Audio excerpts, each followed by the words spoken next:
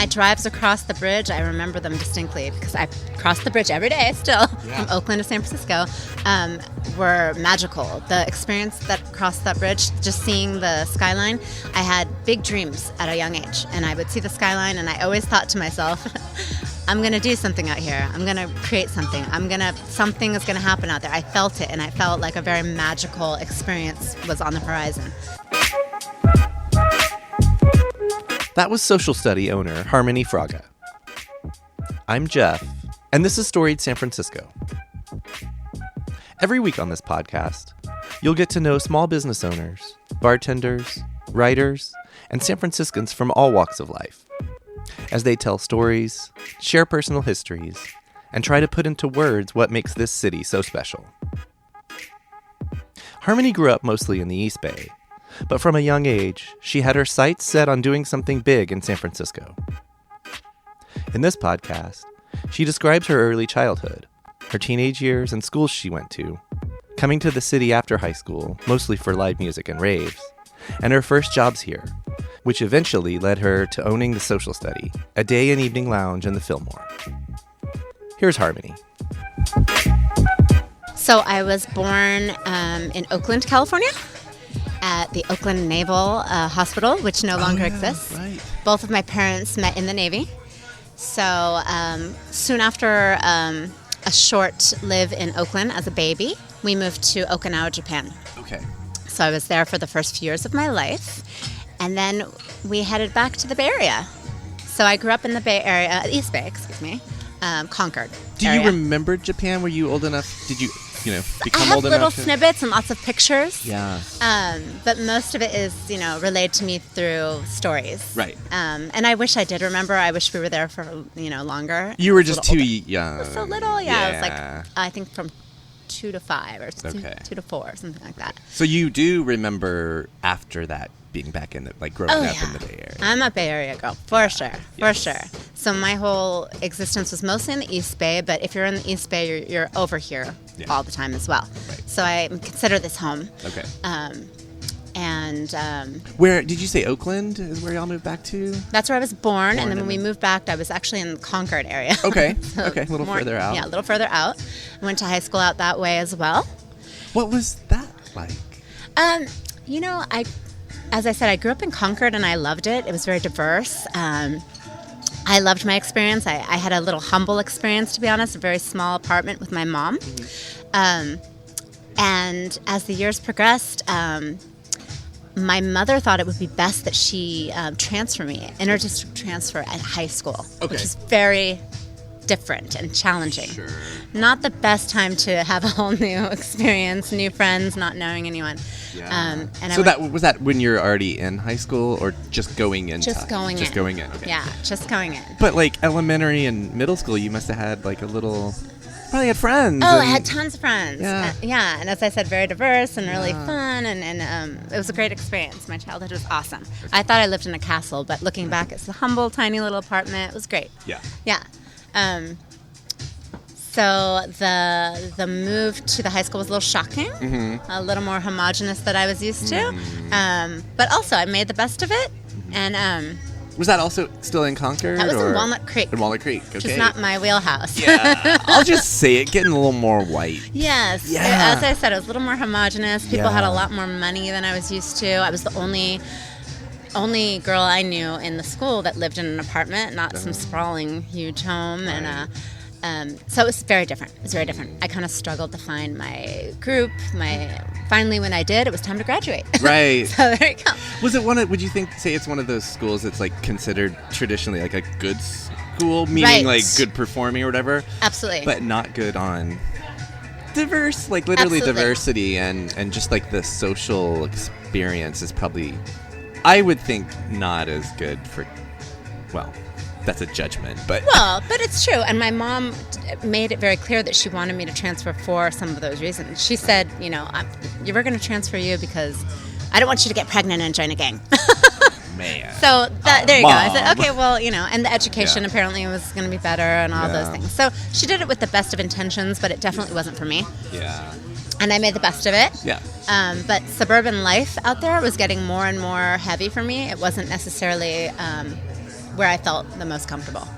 Yeah. So that became, as I got older and older, it became more and more clear that this was really not where my heart was. Right.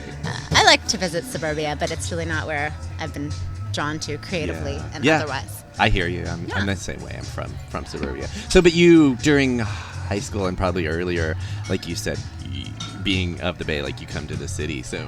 Oh, yeah. My drives across the bridge, I remember them distinctly because I cross the bridge every day still from Oakland to San Francisco, were magical. The experience that crossed that bridge, just seeing the skyline, I had big dreams at a young age, and I would see the skyline, and I always thought to myself, I'm going to do something out here. I'm going to create something. Something is going to happen out there. I felt it, and I felt like a very magical experience was on the horizon. Fuck, that's awesome. So, and now it's funny because I cross the bridge every day and I see the skyline with the same awe of beauty, but lacking the lacking the excitement because now I have so many responsibilities. Now it's real. I'm like, oh God, I gotta go to work. You know. Right, but it's still. I make it a point to recall that magic of my childhood, crossing the bridge and feeling that I'm gonna do something out there. Kind of feeling. Was it a specific dream, or was it like you said, like you're just like, I'm gonna be there and I'm gonna do something? It wasn't a specific dream. It was just the symbolic nature of that skyline and what it represented in contrast to where I had been living my life, was again suburbia. It was the symbolic nature of like things are happening out there. There's diversity, there's culture, there's art, there's music, there's things out there, and I'm supposed to be in that, and I'm gonna do something out there. I want to. Right. You know. Of those things, culture, music, art, what kind of things were you specifically drawn to as like maybe like a teenager and just starting to graduate? So when I graduated high school, I got into the rave scene pretty heavy. I was always into music, all different types of music. Yeah. Always. Like beeper culture, all that? Yeah. Beeper. Did you say beeper? Leet speak and all that? Or maybe you be I grew up with Prince, Madonna, Michael Jackson, the pop trifecta. So I, growing up performing in my bedroom and thinking I'm like Madonna and all these things. Oh, yeah. And thinking I'm going to be a famous pop star, which is still in the back of my head. Like, just so those performers are amazing. You do have a musical name. I mean, yes, talk about right? that. I know what Music's happened. In your vein. It's in my next life. I'm coming back. Okay. As a performer. But exactly. Maybe what kind of venues or scenes and stuff were you coming? I was drawn to so many different types of music. I mean, at that time it was grunge and I mean, I liked crappy, like, Poison and Bon Jovi, and as I said, Madonna and Prince, and then going into Pearl Jam and Nirvana and all of that, and then I had a boyfriend that was into ska and punk, and, like, so I went all over the place, finally landing on electronic music for a while and getting into the rave scene. Don't remember some of those years, but what I do remember was really amazing as well. You survived them. That's the important thing. I'm here. Yeah. I'm a totally evolved person because of it. But yeah, I mean, I kind of wove in and out of many different sort of scenes and enjoying everyone, along the way. What the city offered and the Bay Area offered at that point was really magical. The Warfield, the venue, all the different venues. It was a little different. There were a lot of more underground offerings at that time, so that was cool to experience. Do you remember some of the places? Like, did they have names? You mentioned the Warfield, but like any other? Oh my gosh, I'm forgetting Berkeley Square. Like there were a lot of things in Berkeley that we used to go to. I'm trying to think of all the names. But that's definitely the rave scene were just more like warehouses and underground parties. Yeah, south of Market, Dogpatch area, kind of a lot of that, or? Not more familiar, I think, with like Berkeley at that point, and then progressing more over here for like more of the venues, the Fillmore, the Warfield, all of that. But 94 Gilman. Yes. Yeah, I'd been there. Yeah. See? Yeah. You know him. Yeah, a little bit. It's been like 20 plus years, so it's kind of like fading with time. But yeah. So now you've graduated from high school. Did you? No, I'm still in high school. But I think you mentioned like it kind of took you a while to adjust to that new school, and right when you're like first starting to get friends and feeling a little bit more at home, then you're like, boom, now you're gone. You graduated. Yeah. What did you do after graduation?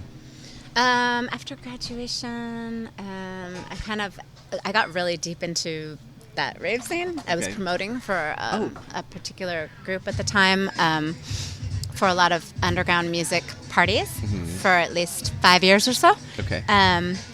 Simultaneously working at a veterinary hospital.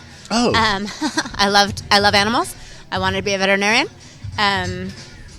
So I was doing that for a while. Okay. Still living in the East Bay? Still living in the East Bay. Yeah. What brought me here was a job. Okay. I probably would have made my way eventually, but I worked at a restaurant for a while that had closed. Okay. It was called Max's Opera Cafe in Walnut Creek. And I think that's actually we're going to now converge with a little bit of Morgan's story, because that's how you and Morgan met. Am I right? Not at that Max's, but at this one. This one, right. Mm-hmm. Okay, so the one over in the East Bay closed. It closed, and it was the Opera Cafe. There was an opera house next door. The waiters and waitresses would sing, and I wanted another kind of gig, so I got a job as a hostess and worked my way up from hostess to server, kind of working your way up through the restaurant industry.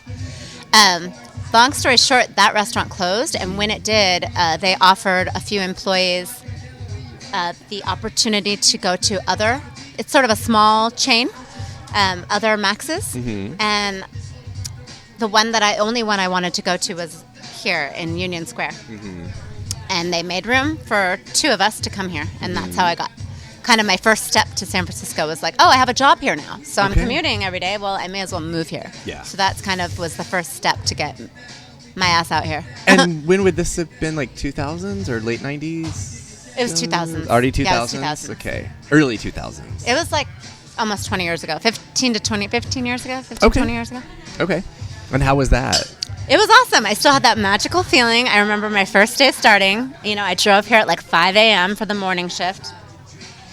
Crossed the bridge, whatever. I sat because it's on Geary and like Van Ness? Mason and Powell. No, Mason and O'Farrell.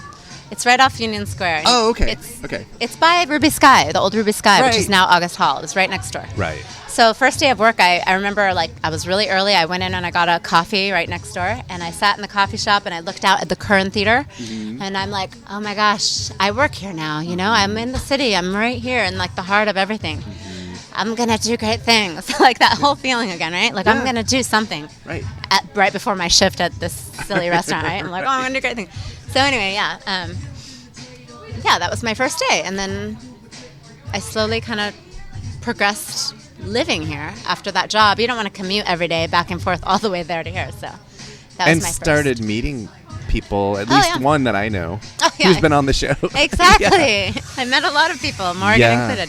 Yeah. Did it start feeling like maybe through the job and other stuff, like you started to have a little community here in the city? And Yes, I always make friends peripherally, but I notice upon reflection, I'm always very focused on whatever I'm doing. So I was more work focused and had goals peripherally with that, less of a social life at that point. So more work, and I went back to school and was very kind of focused on goals at that point. Okay, so I guess we have a little bit of gap to fill in between that initial move and the job at Max's, and then before you started here. So Max's took me to, I was there for at least 5 or 6 years and worked my way up to bartending. Okay. And upon bartending, I had found a new place down the street on Mason called Farmer Brown that had just opened up. And Farmer Brown spoke to me in a way like sounded like a cool spot. I checked it out one day after work, and I fell in love immediately.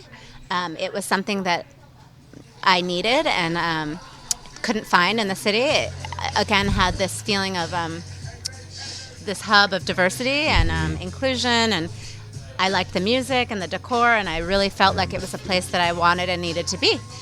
And the food didn't hurt. The food was great. The drinks were great. It was a soul food restaurant. Great cocktails. Everything farm fresh. Supporting local black farmers. It was all the stuff that I wanted to support and be about. So eventually, I befriended some of the bartenders and was recruited to work there. Awesome. And that's a whole other chapter, magical chapter of meeting many people, including the father of my child right now, who I hired there. Right. Made amazing connections, Jay Foster and Deanna Sisson, who I consider to be family, and a lot of really magical, amazing friends. When I look back, it was like a very synergistic experience in terms of meeting people and what it has led to now. Farmer Brown is the reason why I have the social study.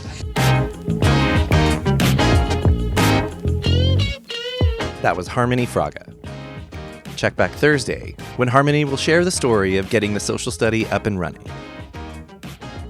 Music for Storied San Francisco is by Otis McDonald. Film photography is by Michelle Kilfeather. The show is produced and hosted by me, Jeff Hunt. You can find us online at storiedsf.com, follow us on Twitter and Instagram, and subscribe to the show on YouTube or wherever you listen to podcasts. If that's Apple Podcasts or iTunes, please do us a favor and rate and review what we do. And if you have any feedback for us or you just want to say hi, our email is storiedsf@gmail.com.